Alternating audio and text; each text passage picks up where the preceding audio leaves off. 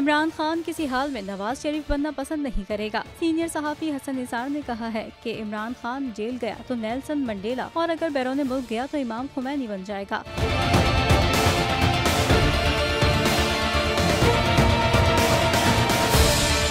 इमरान खान के मुल्क छोड़ने का सवाल ही पैदा नहीं होता। मैं बड़ी से बड़ी शर्त लगा सकता हूँ कि इमरान खान नवाज शरीफ बनना पसंद नहीं करेगा। वो कुछ भी हो जाएगा, नवाज शरीफ नहीं हो सकता। हसन निसार ने हुकूमत को खबरदार करते हुए कहा कि मेरी बात याद रखना, अगर इमरान खान जेल जाते हैं तो वो नेल्सन मंडेला बनकर निकलेंगे और अगर खुदा न खास्ता इमरान खान को जेल में कुछ हो जाता है तो सारा मलबा हुकूमत पर गिरेगा। हसन निसार का मजीद कहना था, अगर हम एक लम्हे के लिए तसव्वुर कर लें कि इमरान खान को मुल्क छोड़ना भी पड़ गया तो वो इमाम खुमैनी बन कर आएगा।